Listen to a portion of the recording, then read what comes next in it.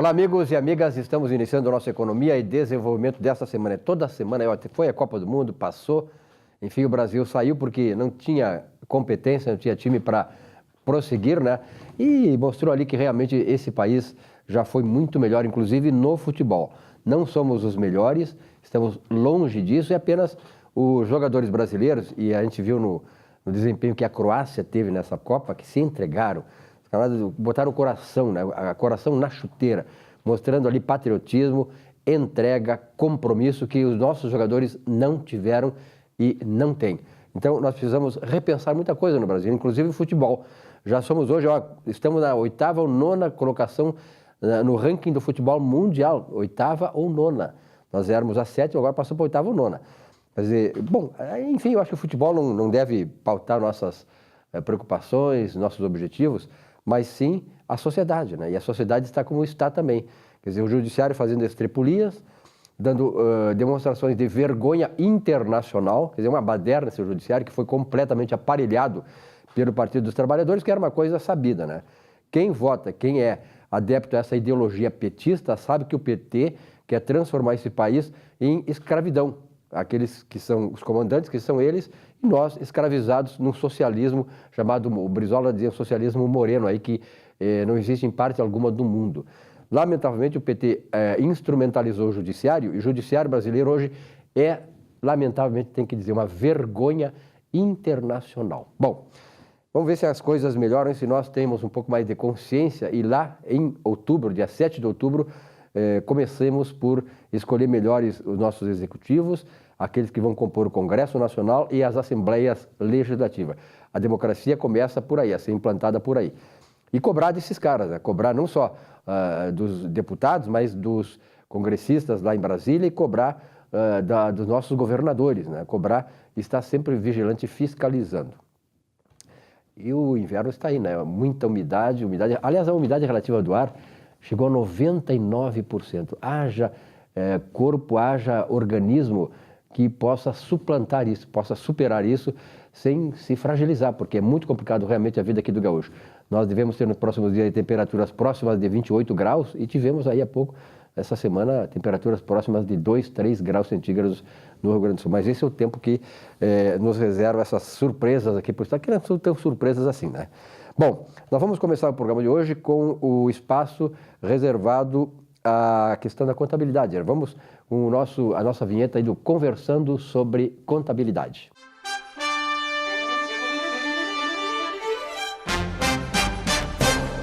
E nesse espaço, né, recebemos aqui o Giovanni D'Agostini. Giovanni, prazer em tê-lo aqui novamente no programa, né? Parabéns, o espaço está sendo realmente cada vez mais prestigiado e comentado, né? As pessoas comentam muito sobre isso.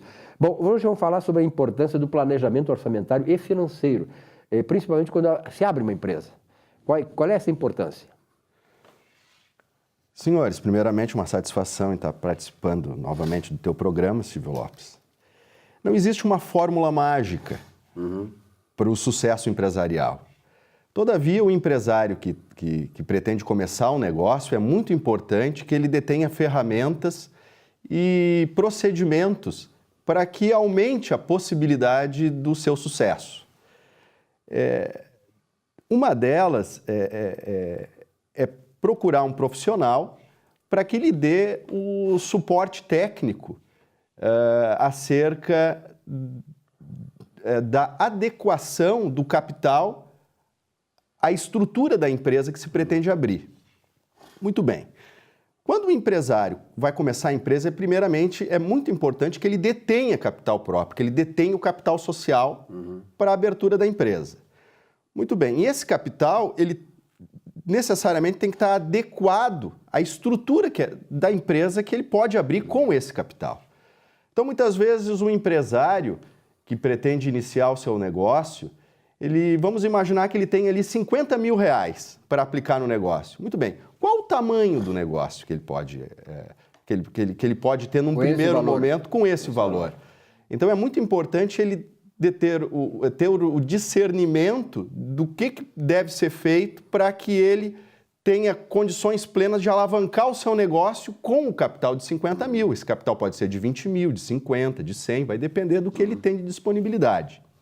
Muito bem, o primeiro passo, então, procurar um profissional que tenha qualificação em finanças, em orçamento. Muito importante fazer um orçamento das despesas fixas.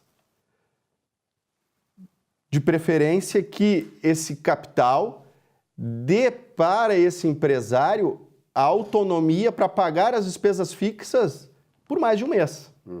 Não é? Outra questão muito importante, é muito importante orçar o gasto com as instalações. O sujeito vai aplicar o seu recurso numa atividade mercantil, tem que ter as instalações adequadas para colocar a mercadoria à venda para receber os clientes. Um outro ponto que merece destaque, e esse merece muito destaque, é a quantificação do volume dos estoques iniciais. Por que merece destaque? Porque para as empresas mercantis, que são especialmente aquelas que vendem mercadorias, muito possivelmente a aplicação nos ativos vai se concentrar em 60% ou mais nos estoques. E o estoque, ele tem as etapas de realização. O sujeito compra o estoque, depois ele vende o estoque e depois ele... Tem que repõe, né? Também tem que repor, né? Também, mas ele compra, ele vende e ele recebe o valor da venda do estoque. Então, o estoque ele só é efetivamente realizado quando ele recebe o valor da venda. Porque quando ele recebe o valor da venda é que ele vai ter capital de giro para poder reinvestir, não é? E para poder fazer frente às despesas e custeio ordinário. E uma outra coisa muito importante é a disciplina. Porque muitas vezes o sujeito pode cumprir com todos esses procedimentos, não deu certo o negócio. Pô, mas eu fiz tudo isso e não deu certo o negócio. Mas foi cumprido o orçamento? Aí não adianta, não é? Se o sujeito efetiva esses controles e esses procedimentos e não cumpre com o orçamento. Então é muito importante cumprir com aquilo que se estabeleceu antes do início da atividade empresarial. Muito bem, então eu havia dito que o início da alavancagem financeira a própria da empresa, ela começa a andar com as próprias pernas, é a partir do momento pelo qual a totalidade do volume dos primeiros estoques são vendidos e recebido o valor da quantia. Então, ali, parte da premissa que ela começa a ter efetivamente uma vida própria. A empresa começa a ter uma vida própria. É muito importante a política da empresa no tocante aos prazos médios. Então, o prazo médio para o recebimento das vendas nunca pode ser maior do que o prazo médio do pagamento das despesas e do custeio. Então, o sujeito oferta os produtos, e coloca lá na oferta. Não, eu vendo para receber daqui 30, 60, 90 dias. Ou a primeira parcela em 90 dias. Muito bem, mas qual é o prazo que os teus fornecedores vão te dar para te fazer o pagamento? Tem que casar, né? Tem que casar. No mínimo tem que casar. O ideal é que tu consiga receber um pouco antes do que tem que fazer os pagamentos. Por quê? Porque se isso não acontecer, muito provavelmente tu vai ter que atrasar o pagamento dos teus fornecedores, e isso vai te gerar despesa financeira, ou vai ter que buscar recurso no mercado, que também vai gerar despesa financeira. E sempre lembrando que a lucratividade média na atividade da revenda de mercadorias, em termos gerais, a lucratividade é a relação entre o que sobra, efetivamente o lucro líquido, com o faturamento. A lucratividade média normalmente fica na casa de 8% a 10%. Então, se a empresa, se o titular tiver que buscar recurso no mercado ou atrasar o pagamento das despesas, muito provavelmente vai haver um comprometimento dessa lucratividade que, via de regra, na revenda de produtos não é tão alta. Tá certo. Muito bom. Bem esclarecedor, né? Aliás, e importante para aquelas pessoas que estão querendo abrir empresa, né? E hoje, o número de abertura de empresas é impressionante. Eu vi dados do IBGE aí, muitas pessoas perderam o emprego e tal, e tiveram essa visão de se tornar eles próprios seu próprio patrão, né? Então, para isso, eles têm que ter esses caminhos esclarecidos com um contador. O contador é a figura mais importante para isso. Giovanni, obrigado pela tua presença aqui hoje. Muito obrigado. Até a semana que vem. Revelo. Semana que vem voltamos, então, com o nosso Conversando sobre Contabilidade.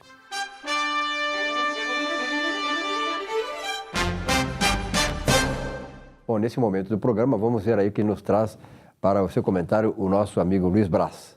Meu amigo Silvio Lopes, nós estamos aqui novamente para mais um comentário sobre a cidade e o nosso jornal, o Comando da Cidade, que traz aqui umas matérias muito boas, não é? Obesidade afeta 19% dos adultos, isso daqui é distribuído no bairro Menino Deus, só no Menino Deus, tá? Mas se alguém quiser, é só entrar em contato com a gente que nós mandamos o jornal também, tá?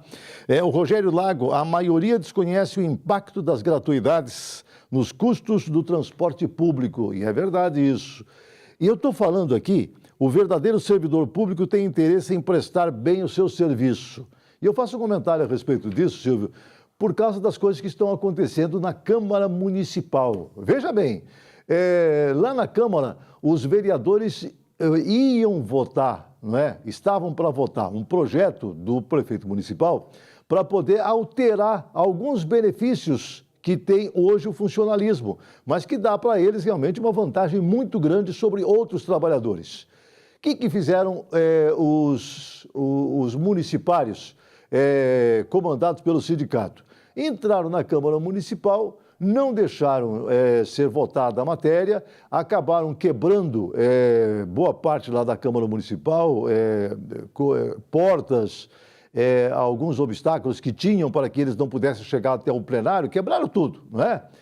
E aí, de repente, o presidente da Câmara, o meu amigo Walter Naugstein, diz o seguinte: não, olha, nós vamos fazer a sessão da quinta-feira vai ser feita sem a presença de público. E aí o judiciário, de uma forma estranha, concede uma liminar aos municipários, dizendo não, as sessões da Câmara Municipal vão continuar tendo público. Ora, meu Deus do céu, se esse público que comparece está quebrando tudo, é claro que está certo o presidente em não querer que exista público na votação dos projetos. Porque, afinal de contas, aonde está aquela tal de independência dos poderes? Isso está na Constituição. A Constituição diz que os poderes são harmônicos, independentes entre si. Mas o judiciário não está permitindo isso. O judiciário faz uma verdadeira ditadura. Ele diz o que os outros poderes vão fazer da forma que vão fazer. E não pode ser assim. O judiciário, ele está aí apenas para julgar o que é feito de errado num determinado momento, mas não para ditar as regras de como um poder vai agir ou não, como a Câmara de Vereadores vai agir para votar um projeto. Olha, isso é o cúmulo, é um absurdo. O juiz que deu essa liminar realmente está ferindo a Constituição, está cometendo uma inconstitucionalidade. Isso não poderia acontecer. O judiciário teria que zelar por isso, mas não. O judiciário, ao longo dos últimos tempos, ele tem realmente se fortalecido muito e tem colaborado para que a tal democracia não exista. Porque na democracia, os poderes têm que ser independentes e harmônicos entre si. Judiciário, legislativo e executivo. Cada um tem que fazer a sua tarefa. E aqui, essa briga toda é porque a Câmara Municipal de Porto Alegre está votando projetos que têm que ser votados, porque se continuar da forma que as leis estão hoje, beneficiando o funcionalismo, não tem dinheiro para pagar. E como não tem dinheiro para pagar, não sobra dinheiro depois, se pagar, não é? Se pagar, não sobra dinheiro para a saúde, não sobra dinheiro para a segurança, não sobra dinheiro para nada, não sobra dinheiro para nada. E acontece que o município, ele existe, os funcionários públicos existem para prestar serviço para a sociedade. Eles não existem aí simplesmente para ficar nos seus postos e receberem dinheiro. Eles existem para prestar serviço para a sociedade. E isso não está acontecendo. Às vezes prestam serviço de péssima qualidade para a sociedade. E eu acho que isso tem que terminar, isso tem que mudar. Parabéns pela forma como as coisas estão sendo conduzidas pela Câmara Municipal e eu espero que o Judiciário colabore com isso. O Judiciário está aí apenas para tentar, de alguma forma, decidir o que é certo e o que é errado, mas lá no final, não para ditar as formas como o legislativo, o executivo, vão fazer as suas tarefas. Ele está para julgar e não para ditar normas de como as pessoas vão agir dentro de um determinado lugar. Está errado o judiciário ao dar esta liminar para os funcionários públicos. Mas, infelizmente, as coisas aconteceram assim e continuam acontecendo dentro da Câmara Municipal. Vamos esperar que tudo se resolva. Eu falo em nome de Zafari Bourbon, onde economizar é comprar bem.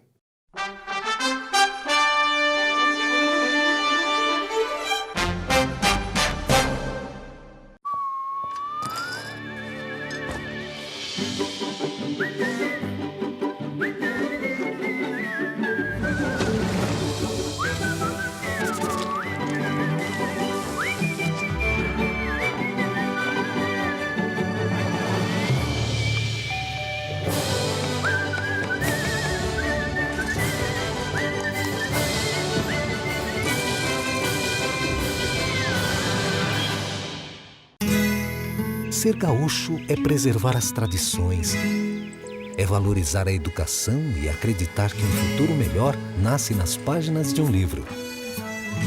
É nossa tradição trabalhar duro. Temos orgulho do suor que escorre do rosto.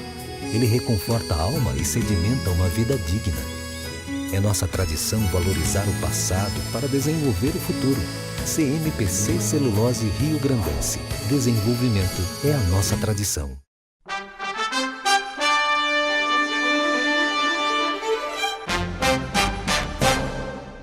Pois nesse espaço do Economia e Desenvolvimento, nós vamos receber aqui o nosso consultor empresarial, auditor, Antônio Carlos Nazi. Nazi, prazer em tê-lo aqui no programa. Tudo bom, né? E sempre quando tu vem aqui, eu sempre digo assim, bom, Nazi, está chegando um momento de efervescência nacional, das questões de economia, da política econômica, enfim, da situação que o Brasil está atravessando e que nós sabemos muito bem, que é uma esculhambação esse país, quer dizer, as contas públicas, as finanças públicas, as empresas estatais, o país está realmente numa decadência ética, moral, financeira, é uma tristeza.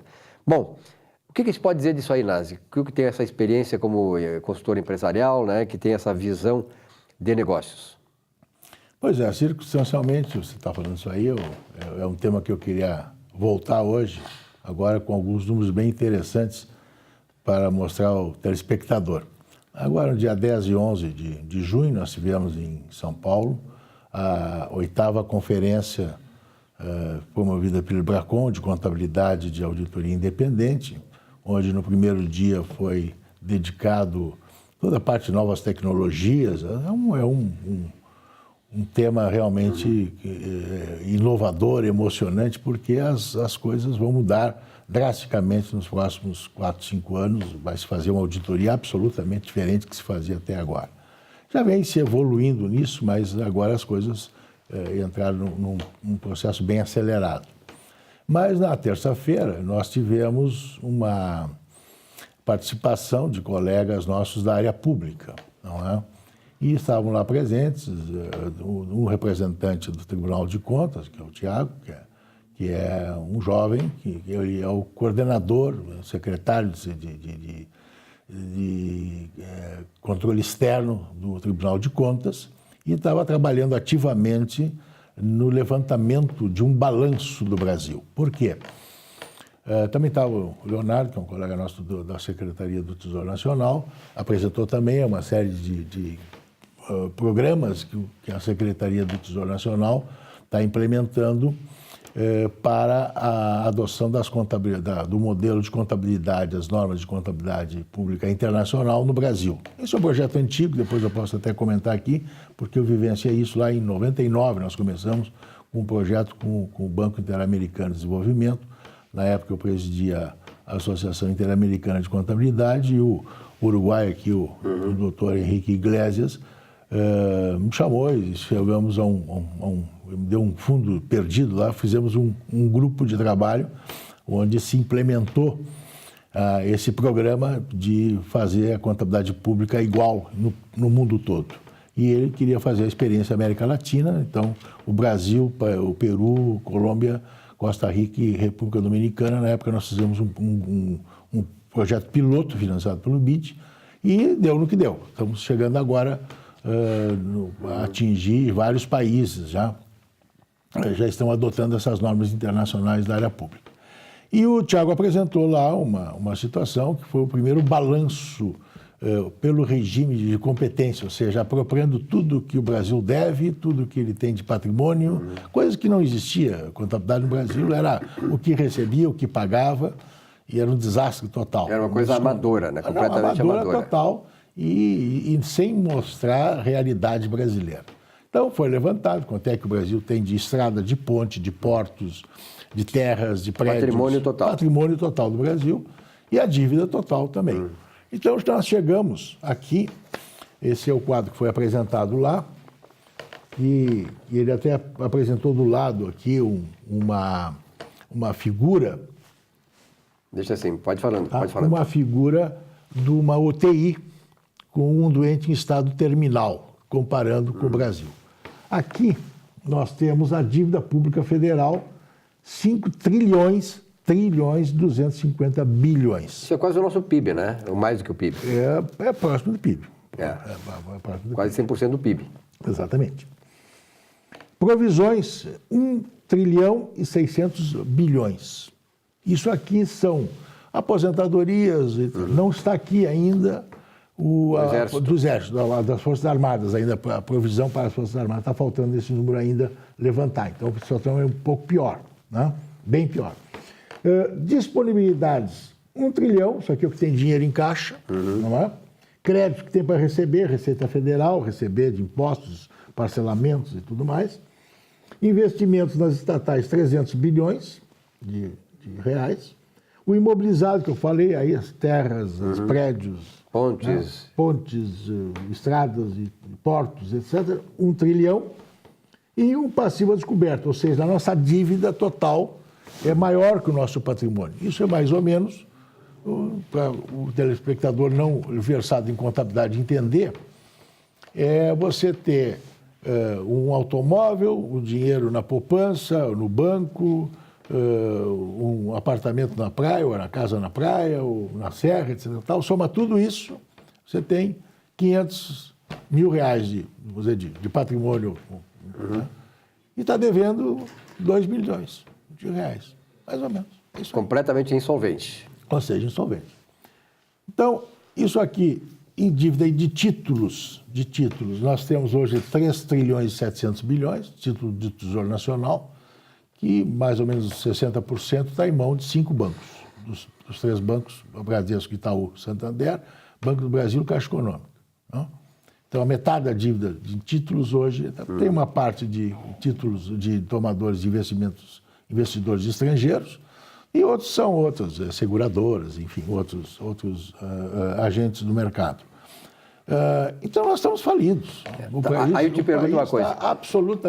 O Brasil S.A. está absolutamente falido. Aí é que está, né, Horácio? A pergunta que não quer calar é a seguinte: qual é a saída? E aí? A saída que eu vejo é nós pagarmos menos juros por essa dívida. Sobre a dívida pública. Fazer uma reforma previdenciária, tributária, né? Política, porque do nós não Estado, vamos... né? Do Estado. Nós temos que fazer uma revisão total dos gastos do Estado e alongar isso aqui. Para que essa dívida seja paga aí em 40, 50 anos, ou que não precisa, mas que seja paga, mas que seja trazida a um valor palatável, não é?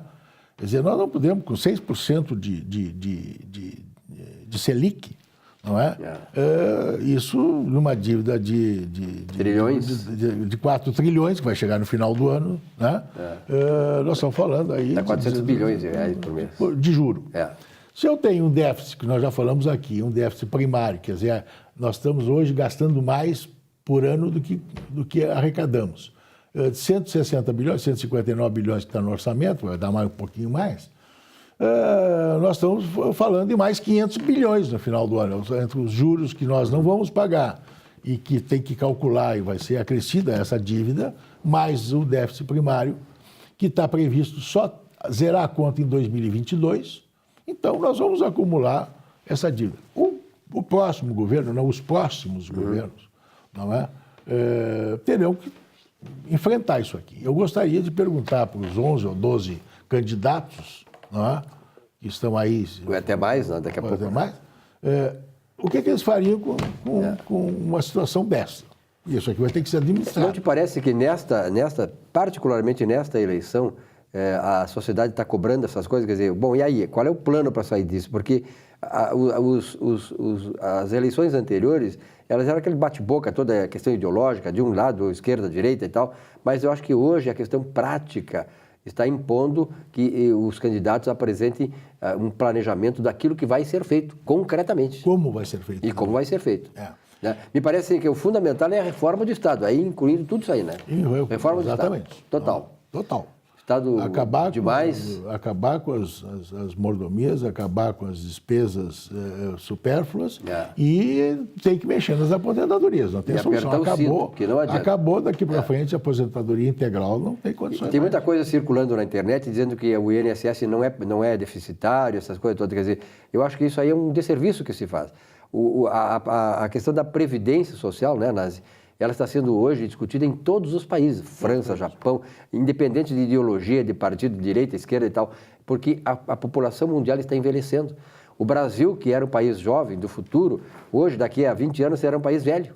Quer dizer, os nossos jovens estão morrendo, estão nascendo menos brasileiros e a população atual está envelhecendo. E envelhecendo com uma taxa de expectativa de vida maior. Eu sempre digo assim, quando eu nasci em 51, a expectativa de vida era de 46 anos, hoje é de 76 anos, são 30 anos mais. Quer dizer, isso tem implicações diretas nas contas públicas, né, Nazi? Exatamente. Agora mesmo, essa semana, saiu uma notícia aqui do Estado que nós estamos com mais de 55% de inativos. Inativos em relação aos ativos. E estamos até o final do ano com mais 30 e pouco, quase 40 mil para se aposentar. E aí, como é que faz? Quem paga essa conta? E aí o governador anuncia reformas, aí o pessoal fica, não, o funcionário público, isso aqui é do Estado, não pode. Olha, nós estamos marchando para uma situação de total falência, o Estado não vai ter dinheiro para pagar o mínimo possível. Exatamente. Né? Os salários em dia estão sendo hoje parcelados, não vai ter nem como parcelar. E é interessante aqui, também foi apresentado aqui, isso aqui é um quadrinho, né, em que o Brasil joga 1 trilhão no lixo por ano com corrupção, descaso e incompetência. Tem mais isso, né? Então, tem mais isso. Então, assim, aí apresentaram os números lá de informalidade. Né? Caixa 2, 700 bilhões. Burocracia, 2.600.000 horas perdidas na burocracia. E aí vai, não é? 26 milhões de toneladas de alimentos posto fora. Por causa da falta, não tem estrutura para escoar a safra. 13 bilhões de reais de água posto fora. Que desperdício. Trânsito, se gastou 24 bilhões em atender acidentes de trânsito, 24 bilhões. Então, somando toda a logística, 155 bilhões. Pelo amor de Deus. Então, somando tudo isso aqui, nós estamos 1 trilhão de dinheiro posto fora. Então tem que trabalhar em cima disso. Isso aí faz muita falta, né? Nazi, obrigado pela tua presença aqui, eu acho importante. Vamos continuar com isso aí agora na próxima vinda tua aqui, né? Porque justamente vai chegar um período eleitoral. Né? Esse dado a gente pode trazer para as pessoas pensarem bem o que fazer, né? Exatamente. Tá, Nazi? Um abraço, até a outra semana. Tá bom. Um grande abraço. Tchau, tchau. Bom, vamos a um rápido intervalo e já voltamos aqui com o nosso Economia e Desenvolvimento.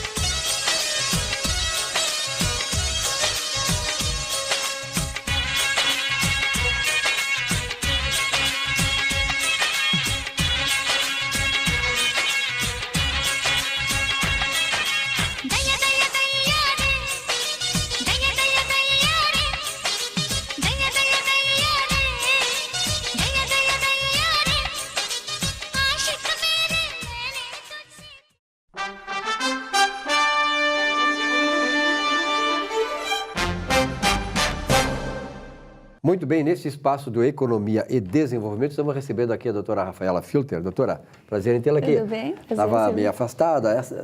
Hoje, gripe, resfriado atinge todos nós, né? Principalmente aqui no Rio Grande do Sul, essas né? mudanças loucas de temperatura, né? Temperatura é complicado, realmente. A doutora Rafaela estava aí com problema de gripe, resfriado, essas coisas que também afetam a gente. Então, a gente tem que se cuidar muito. Como eu sempre tenho falado aqui, nós temos muita diferença de temperatura e o clima é muito úmido no Rio Grande do Sul. A gente tem que se cuidar, sobretudo depois diferenças bruscas, né? Depois dos 30, né? A gente tem que se cuidar cada vez mais, né, doutora? Bom, a doutora Rafaela é especialista nesta área da Justiça do Trabalho e tal, né? E nós sabemos que há praticamente meio ano começou a vigorar a nova lei trabalhista. E eu queria saber da senhora, doutora Rafaela, essa experiência de 6 meses, qual é a aplicação da mesma nos tribunais de justiça do Brasil? Eu sei que houve muita resistência e tal, a coisa está andando ou não? Isso, então, Silvio, assim, só para o telespectador entender um pouco melhor, nós temos 3 graus de jurisdição, né? São os juízes do trabalho das varas, que é primeiro grau, temos o Tribunal Regional da 4ª Região, que são desembargadores, que vão modificar, eventualmente, a sentença de primeiro grau. E temos o TST em Brasília, que é a última instância do trabalho. Que é a última instância que, na verdade, vai julgar os recursos, então, que afrontam alguma lei ou a Constituição, enfim. O que está ocorrendo, Silvio? Nós temos muitos juízes jovens na Justiça do Trabalho, nas varas de primeiro grau. Então, eles estão aplicando, muitas vezes, friamente a lei, como ela veio, né?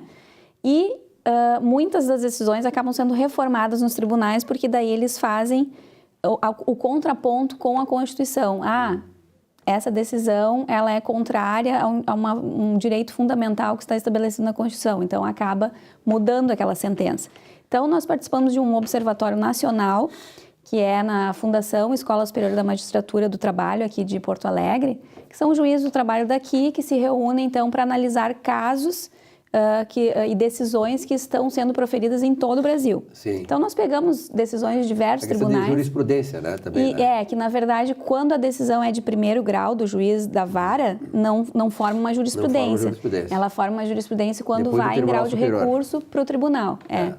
Então, aí sim, ela se consolida ali e vira uma jurisprudência. Então, nós não temos ainda muitas jurisprudências sobre a nova lei, mas nós temos muitas decisões e são discrepantes, assim. Cada juiz está dando uma aplicação diferente à lei. Isso está como o Supremo, né? Cada um lá tem o seu conceito, a sua avaliação dos casos que vão lá e por isso que nós temos essa diferença, essa divergência muito grande no Supremo Tribunal. Isso, mas a diferença do Supremo é que daí nós temos ali um colegiado, né?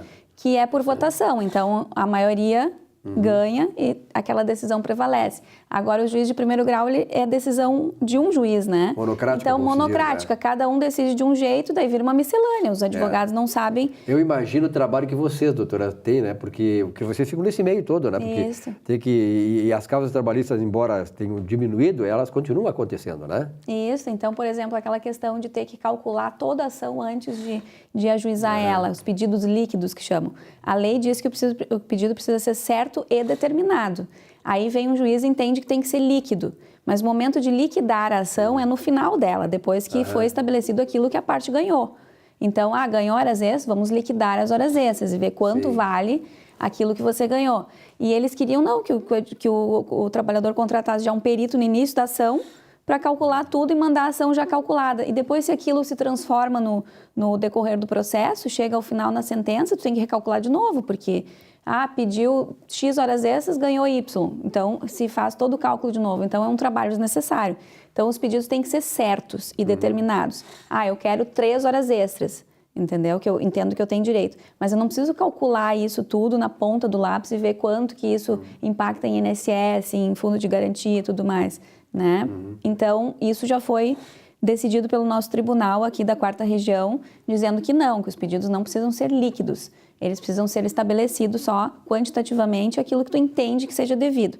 Não se valorar. Isso aí, né? Não se valorar, valores, né? sim, vamos dizer, não se liquidar, vamos dizer, na ponta do lápis. Na ponta do lápis, né? Claro, fazer os cálculos. Uma estimativa. Uma estimativa. Né? Então, agora também, recentemente, no último dia 21/6 agora, o Tribunal Superior do Trabalho, em Brasília, se reuniu num colegiado lá de 9 ministros e decidiu, então, estabelecer uma normativa, a normativa 41 de 2018, que estabelece a aplicação no tempo da nova lei. Porque qual é a dificuldade? A lei passou a vigorar em novembro de 2017, ok. Tá, mas daí os contratos em andamento, os processos que já estão andando, que já tiveram instrução, que já tiveram oitiva de testemunha e tudo mais, o juiz estava aplicando a lei nova. E aí estava tendo um efeito surpresa nas decisões, porque, por exemplo, os honorários de sucumbência. Você ingressou com a sua ação lá em 2016, a lei nem existia, nem projeto dela, entendeu? E aí, as regras do jogo você dá no início, né? Nós vamos começar a jogar aqui agora, eu vou te dizer, as regras do jogo são essas. Isso que é normal, né? Aí, no andamento do processo, o processo foi julgado agora, no final de 2017, muda a regra no meio do caminho e daí te condena em honorário de sucumbência. Não pode, né? Então, a aplicação da lei no tempo, ela vale a partir do momento que ela entra em vigor, ok. Mas para os processos que já estão com a instrução encerrada, só aguardando sentença, você não pode aplicar uma decisão surpresa de aplicar honorários, sendo que essa não era a regra do jogo no início do processo, né? E muitos juízes estavam aplicando, condenando o trabalhador que entrou com a ação lá em 2015, né? Então, claro que essa norma não é vinculante, eles já deixaram isso bem determinado, mas instrui os juízes de primeiro grau para dizer, olha... norma vinculante, o que é? Norma vinculante é aquela que foi julgada muitas vezes na mesma matéria e daí o tribunal dá caráter de norma vinculante a ela. Aí tem que ser obedecida pelos juízes de primeiro grau. Isso. Sim. Então, decidiram várias vezes sobre, por exemplo, insalubridade para mulheres gestantes. Aquilo vem sendo discutido, qual é o grau de insalubridade e tal, chega lá no TST dizendo, não, nós vamos reunir todas as ações aqui do Brasil inteiro e vamos dar uma instrução normativa, uma norma vinculante para ela que todos os juízes vão seguir, porque está muito conturbado, cada um está decidindo de um jeito, então nós vamos estabelecer aqui qual é a regra. Aí os juízes têm que aplicar. Essa instrução normativa não tem esse caráter vinculante. Os juízes vão continuar podendo fazer as suas interpretações, mas eles já vão ter ciência, assim, que se subir para o tribunal vai reformar, né? Então, para que muitas vezes eles vão decidir diferente do que o tribunal já normatizou? Se vai chegar lá e vai mudar, né? Doutora, essa transição da lei antiga para a atual da lei trabalhista, ela está, digamos assim, está postergando decisões ou não? Está demorando mais as ações? Está. Sabes que eu tive numa vara do interior na semana passada e eu justamente comentei com a juíza, disse, doutora, olha só, isso aqui em Porto Alegre é feito de tal jeito. E aí ela disse, pois é, doutora, aqui a gente está fazendo assim, mas também nem sei se é o certo, diz ela. Eu estou com 3 processos aqui parados que eu não sei como dar andamento. A própria juíza disse. Pois é. Aí eu perguntei para o meu colega como é que ele fez e ele disse, olha, não sei, vamos esperar alguma decisão do tribunal aí para ver como é que a gente vai dar andamento. E aí os processos acabam ficando parados lá, tua ajuização, e leva, sei lá, 6 meses para marcar uma audiência, porque o juiz não sabe como dar andamento no processo. Então, tem acontecido também. A interpretação da lei, ela está gerando, assim, vamos dizer, está atrasando o ajuizamento de ações, mas as reclamações continuam, os clientes continuam vindo no escritório e dizer, olha, doutora, tive tal e tal problema. Bom, vamos dar uma segurada, porque agora isso aqui mudou na lei, vamos esperar um pouquinho, ver como é que vai ficar para não correr o risco de levar a sucumbência aquela. Da sua experiência profissional, doutora Rafaela, tem reduzido o número de ações trabalhistas, quer dizer, a demanda por ações trabalhistas? Justamente, o ajuizamento tem reduzido, né? Mas as demandas não, né? Porque as reclamações continuam, tanto do patrão quanto do empregado. Porém, o ajuizamento deu uma reduzida nesse primeiro momento. Até porque agora o trabalhador que reclama ele vai ter custo também, conforme for a questão, né? Exatamente. Então, se ele pedir alguma coisa muito fora que ele não consiga provar, ele acaba tendo que pagar por aquele pedido que ele pediu. E do ponto de vista empresarial, a senhora tem assim, uma noção de como é que os empresários estão recebendo isso? A senhora tem esse contato de ver como os empresários receberam a lei como muito benéfico a eles, né? Mas efetivamente, por conta dessas decisões dissonantes, assim, que ainda não se consolidou, eles ainda estão inseguros, não vendo uma aplicabilidade, vamos dizer assim, efetiva da nova norma. Uma insegurança jurídica se estabeleceu, Uma insegurança jurídica, mas eu creio que isso seja temporário, Silvio, Sim. Até a coisa se consolidar. Agora, também temos uma outra questão aí, que nós temos eleições, né? Então, nós temos candidatos já fazendo campanhas em cima da lei trabalhista, aqueles que são contra, dizendo, olha, se eu for eleito, eu revogo essa lei. Claro que não é bem assim, porque depende de votação e tudo mais. Mas está sendo já matéria de campanha política. Bom, eu estou na frente de uma advogada trabalhista, né? Então, na verdade, eu como economista e jornalista, eu sempre digo assim, as coisas têm que ser reformuladas. As coisas, lá há 70 anos, quando essa lei trabalhista foi promulgada, o Brasil era uma maneira, era uma realidade. O mundo era uma realidade diferente. Então, hoje tem que se adaptar. O problema todo é essa adaptação, né? É fazer o quê disso aí? Trazer quais as mudanças para si... Porque o mundo todo hoje é globalizado. Quer dizer, o Brasil não pode ficar concorrendo no exterior e nós precisamos dessa concorrência, nós precisamos de negociar com os países que são nossos clientes, não só aqui na América, mas no mundo todo. Hoje, por exemplo, as maiores exportações brasileiras hoje são para a China. Né? Os Estados Unidos compram muito, a Argentina compra muito, a Europa compra muito. Então, nós temos que nos adaptar para o quê? É a questão de competência, de competição também. O Brasil tem que estar apto a competir nesse mercado. E esse mercado, para ter uma ideia, os Estados Unidos não tem lei trabalhista. Né? Então, na verdade, nós precisamos atualizar, a senhora concorda? Isso, claro, a lei ela tem que evoluir conforme evolui a sociedade. A sociedade, exatamente. Né? Porém, Silvio, eu acho um pouco temerário que toda a nossa legislação, normalmente, ela é uma importação de uma legislação estrangeira, né? E fica muito difícil, às vezes, tu pegar aquilo que é bom num país e trazer para o nosso país nas circunstâncias que nós temos aqui, né? Então, precisaria de uma adaptação melhor. Na verdade, essa lei é praticamente copiada da Europa, né? E na verdade nós precisamos como a doutora Rafaela falou, assim, trazer para as peculiaridades do mercado brasileiro. Exato. Né? Então isso é importante. Agora, a transformação é importante. Veja a questão da Previdência Social. O mundo, até o Japão está fazendo hoje reforma da Previdência, a França está fazendo, tem pessoas que são contra, claro que tem. É normal esse debate da sociedade, mas o mundo todo está envelhecendo. Né? O Brasil, daqui a 30 anos, vai ser um país, nós éramos um país jovem, nós vamos ser um país de idosos. As mulheres estão tendo menos filhos, né? Os homens estão morrendo mais cedo, a nossa juventude está morrendo mais cedo. Quer dizer, hoje, 62% dos jovens entre 18 e 30 anos querem sair do Brasil, segundo a estatística da Fundação Getúlio Vargas, publicada nesses dias. Quer dizer, nós estamos com uma série de fenômenos que acabam impactando na faixa etária da nossa população e nós estamos envelhecendo. Então o Brasil tem que se adaptar por isso e a reforma da Previdência é importante porque daqui a pouco não vai ter dinheiro para pagar. Veja só a questão trabalhista. A Petrobras agora perdeu uma ação de 15 bilhões de reais. Reforma da questão trabalhista. Eu não vou nem entrar no mérito, porque os advogados estão aí para fazer isso aí mesmo. A lei existe para isso. A questão trabalhista tem que ser, se o trabalhador tem direito, tudo bem. Agora, no Brasil, eu estou cansado de ver empresas públicas irem à falência, aqui o caso da CE, no Rio Grande do Sul, por causa de ações trabalhistas. Quer dizer, é muito complicada a coisa, O Banco do Brasil, anos atrás, o Banco também, do Brasil, né? quer dizer... Jurisprudência se formaram naquela época para salvar o Banco do Brasil. A Petrobras já foi roubada, totalmente roubada, vai sofrer isso aí. Eu acho que tem recurso, não sei como é que está. Sim, já está em grau essas de coisas, recurso. Né? Grau de recurso. Mas é um absurdo, quer dizer, uma estatal perder 15 bilhões de reais em ações trabalhistas. É por isso que tem que reformar essas coisas. Eu sou favorável à privatização de muitas dessas empresas, porque ao longo do tempo, doutora Rafaela, a senhora há de concordar, foram feitos penduricalhos, açõezinhas aqui, leizinhas aqui, que acabaram engessando essas empresas e comprometendo a saúde financeira. Então não adianta ter a Petrobras, é nossa, não, é dos funcionários da Petrobras. Então essa é a questão que impacta também a questão da privatização, privatizar ou não privatizar. É por isso que há esse movimento, inclusive de candidatos à presidência da República, dizendo, olha, vamos privatizar tudo, inclusive Banco do Brasil e Caixa Federal. Porque, na verdade, nós estamos chegando num momento em que essas empresas, que embora sejam eficientes, no caso da Caixa e do Banco, claro, aqui do Estado, mas do Banco do Brasil, elas não têm como suportar tamanha sangria.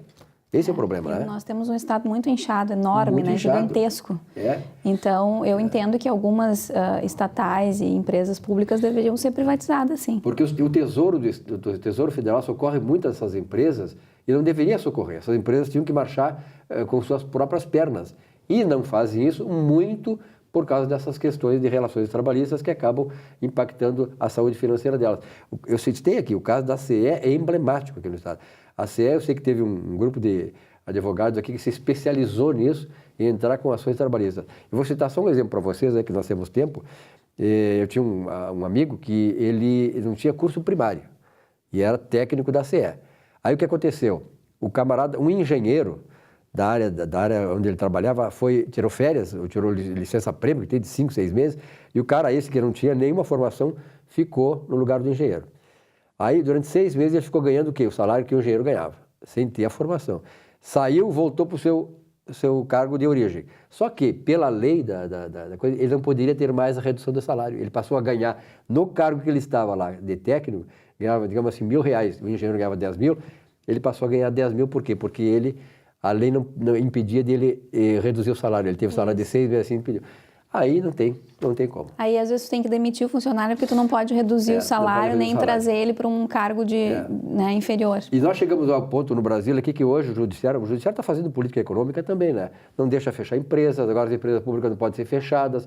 Quer dizer, é muita complicação, é muito entrelaçamento de leizinhas que apenas atormentam a economia desse país. E o Estado, ele depende da privada, da economia privada. Ele tira dinheiro dali. É muito complicado, né, doutora? É complicado. Nós temos também esses acordos internacionais, né, em que o Brasil é signatário. E, inclusive, essas organizações internacionais já estão até punindo o Brasil por algumas dessas decisões da Justiça do Trabalho. Então, acredito que seja temporário. Toda uma mudança brusca, às vezes ela não é bem-vinda, né? Até que se consiga equalizar e acomodar de alguma maneira que fique confortável para as duas partes. Dizem que no andar da carruagem as melancias se acomodam, né? Se acomodam, então, exatamente. As melancias grandes e pesadas se acomodam. E já deu tanta discussão para 6 meses, olha, Silvio. É verdade, Não, é uma coisa que toca em todo mundo, toca na empresarial, pública e privada, e no trabalhador, né? E sobretudo trabalhadores públicos, né? Que hoje em dia é um vespeiro ali, mexer naquilo ali é complicado. Mas o Brasil precisa disso, nós precisamos disso, senão nós vamos continuar sendo o eterno país do futuro. Até para nós encerrarmos, mas só para fazer um comentário, a própria Rússia agora, enquanto que o pessoal está lá, comemorando a Copa do Mundo lá, já fez uma reforma previdenciária, né? A reforma previdenciária tem que acontecer. Quando o povo não estava vendo, estava se divertindo. E aqui o Supremo Tribunal soltou um ladrão que estava há 30 anos condenado, soltou, está em casa. Explica-se isso, né, doutora? Brechas da lei. Brechas da lei.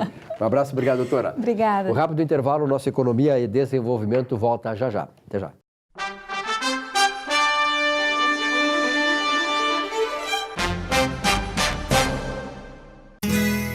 Ser gaúcho é preservar as tradições, é valorizar a educação e acreditar que um futuro melhor nasce nas páginas de um livro. É nossa tradição trabalhar duro. Temos orgulho do suor que escorre do rosto. Ele reconforta a alma e sedimenta uma vida digna. É nossa tradição valorizar o passado para desenvolver o futuro. CMPC Celulose Rio Grandense.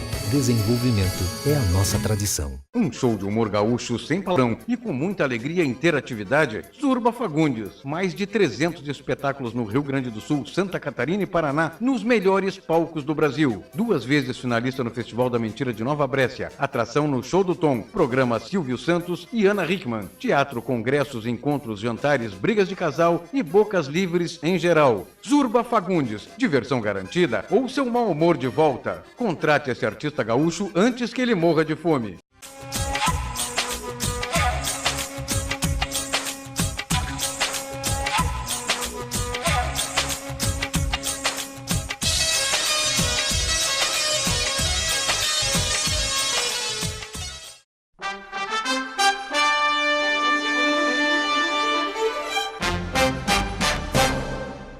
Nardon Inácio, auditores e consultores, Sulpetro em favor da revenda e do consumidor gaúcho, Celulose Rio Grandense, há mais de 50 anos contribuindo para o desenvolvimento do nosso estado, e Sindareia, construindo o Rio Grande forte. Bom, eu tenho muita honra em receber aqui o presidente da Câmara de Dirigentes e Lojistas, Alcides Debus. Alcides, muito prazer em te conhecer, pela história que tens aí na área do comércio de Porto Alegre, ele que é dono da Rabush, uma empresa que orgulha muito todos nós. Eu me lembro que as minhas filhas adoravam quando eu dizia, vamos sair para comprar umas roupas, assim, pai, tem que ser na Rabush.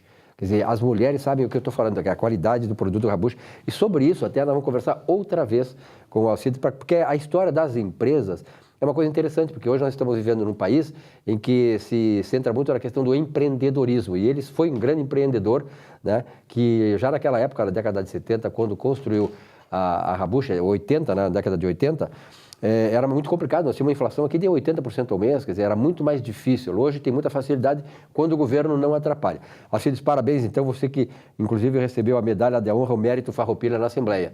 Muito justa a homenagem.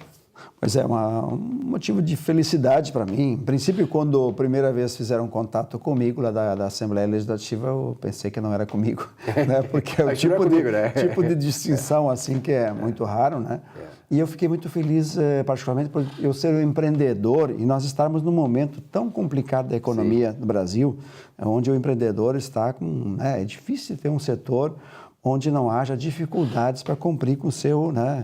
suas obrigações tributárias, fiscais. Né? É muita coisa, né? Então, sinto assim a classe dos empreendedores do Estado homenageados com essa distinção. E se é uma coisa que a Assembleia faz bem, é isso, é homenagear esses empreendedores, porque eles é que são responsáveis pela geração de riquezas, de renda e de empregos. Exatamente. Então, nesse sentido, eu compartilhei muito com os meus amigos, né, empreendedores. Aliás, eu estava lotada lá a sessão, fiquei muito feliz porque realmente as pessoas entenderam e se sentiram como parte dessa premiação. Claro, e a Rabucha hoje faz parte assim, da história do Rio Grande do Sul, né? Uma empresa inovadora, uma empresa que está centrada naquilo que ela faz e faz muito bem. Mas como é que está hoje o comércio aqui em Porto Alegre? Olha, a gente não pode, eu sempre sou um otimista, né? Sempre penso que vai melhorar e aposto, e a gente precisa desenvolver pessoas e tal, mas não dá não tem assim razões para comemorar que esteja bem, não. Para aqueles que conseguem fazer um bom trabalho, nesses 3 anos que a gente está com uma crise, né? Quem conseguiu resolver problemas internos, treinar bem a equipe, consegue desempenhos melhores. Mas o mercado, de uma forma... geral, assim, ele não tem um desempenho, porque o consumidor mudou. O consumidor está mudando bastante os seus hábitos de consumo. As pessoas não vão mais às compras. As pessoas vão à compra, vão à loja, porque viram na internet, viram de alguma forma, tem informação. Então, ela se direciona muito para buscar aquele vestido, aquele sapato, né? E não fica mais muito disponível. Então, o mercado está tentando entender esse novo consumidor aí. Bom, nós temos os grandes shoppings, né? Então, nós temos aqueles centros comerciais de rua, né? Quem não sabe assim, a Zenha, lá Presidente Roosevelt, Assis Brasil e tal, e vários outros pontos da cidade. E como é que está o comércio de rua, Alcides? Olha, o comércio de rua está mais estável em função do custo menor de ocupação. A gente chama o custo de ocupação os aluguéis, né? Aluguel, condomínio. Então, normalmente em rua é mais barato, né? O custo não é tão alto como em shopping. Então, o comércio de rua está mais estável do que em outros empreendimentos onde o custo de ocupação é mais caro. E depois o comércio de rua, o grande problema é a segurança, né? Quer dizer, hoje, essa questão da segurança, isso aí hoje vai ser, com certeza será, e deve ser assim na eleição, um fator importante de definir para quem nós vamos dar o nosso voto, porque o Brasil hoje carece muito de segurança. E as empresas, sobretudo como nós estamos falando aqui com o Alcides, essas empresas do comércio de rua é a que sofrem mais, né? Com a questão da segurança. Com certeza. Eu tenho várias lojas em rua, então a gente precisa contratar, tem loja até com 2 seguranças, né, para estar dando segurança para a equipe, principalmente. A equipe da loja, porque, e claro, também preservar o patrimônio. Com certeza. Esse é o grande problema do Brasil, quer dizer, se nós não precisássemos gastar tanto em segurança, que é uma obrigação do Estado, mas é claro, tem uma série de coisas sociológicas, estruturais, culturais, esse país aí do tudo pode, né?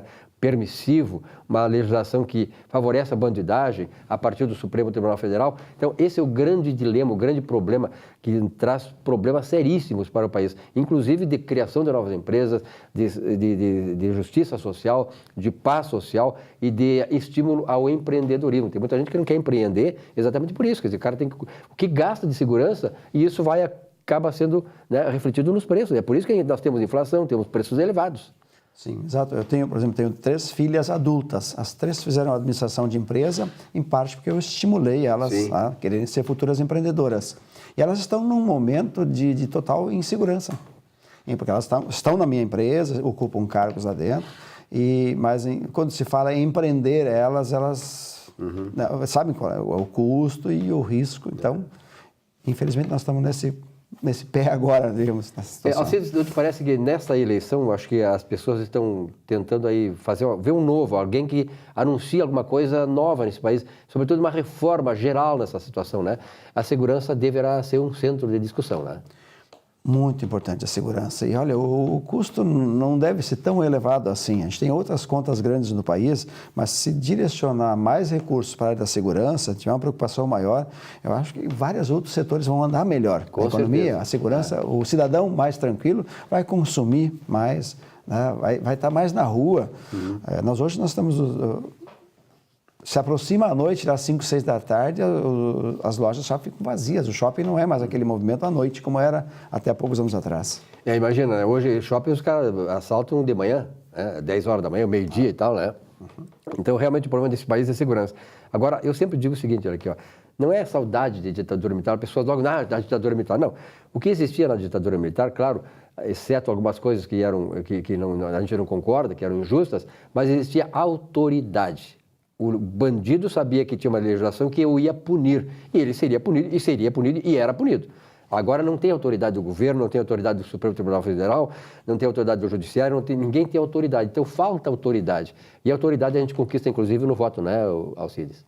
Olha, vamos ver, estamos curiosos, porque está bastante indefinido ainda, né? Tanto a nível estadual como federal, e tudo ainda pode acontecer. Tanto é que a gente está com um mercado instável, aí as pessoas não estão consumindo. E nem investindo também os empresários.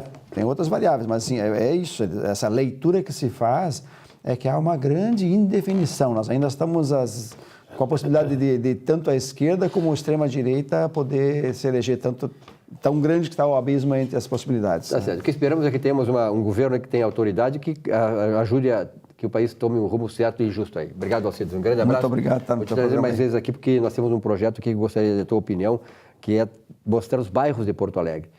O potencial dos bairros, a história dos bairros, uma coisa muito bonita. Nós temos aí mais de 100 bairros em Porto Alegre, que são bairros que têm histórias maravilhosas, nós vamos trazer aí para vocês também. Bom, nossa Economia e Desenvolvimento agradece a audiência aqui na região metropolitana, no litoral norte do estado, e na semana que vem um novo encontro com vocês. Até lá.